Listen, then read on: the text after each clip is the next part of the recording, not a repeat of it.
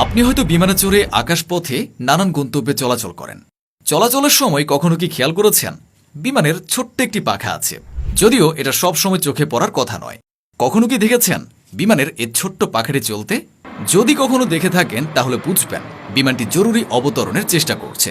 ভয়ঙ্কর বিপদের মধ্যে আছে এটি, অর্থাৎ যত দ্রুত সম্ভব ল্যান্ড করবে বিমানটি। হ্যাঁ দর্শক, আসুন জেনে নেই বিমানের এই ছোট্ট পাখাটি চলতে থাকার কারণ এবং এটি কিসের সংকেত।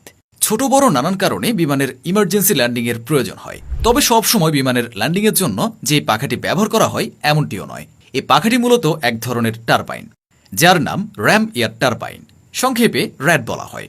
র্যাম এয়ার টারবাইন হল একটি ছোট্ট টারবাইন যা বিমানে ইনস্টল করা থাকে এবং বিকল্প বা জরুরি বৈদ্যুতিক শক্তির উৎস হিসেবে ব্যবহৃত হয়।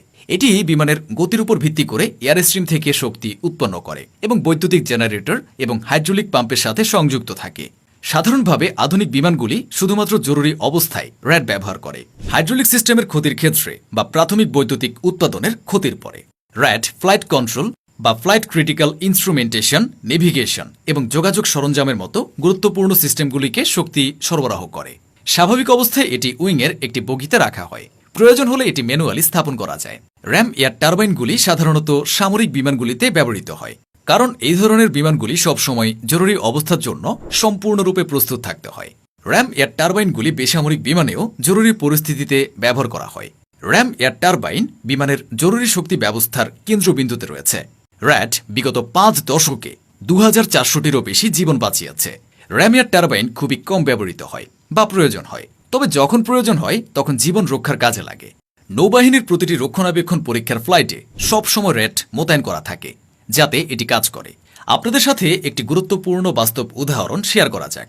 র্যাট ব্যবহার করে জীবন বাঁচানো যায়, কারণ বিমানের ইঞ্জিন ফেল হয়ে ইলেকট্রিসিটি শেষ হয়ে গেলে প্রয়োজনীয় ইলেকট্রিসিটি র্যাট থেকে পাওয়া যায়। জীবন বাঁচানোর বিখ্যাত ঘটনাগুলির মধ্যে একটি হল এয়ার কানাডা B767। এছাড়াও এটি গিমলি গ্লাইডের নামেও পরিচিত। সে বিমানে জ্বালানি ত্রুটির কারণে জ্বালানি ফুরিয়ে গিয়েছিল।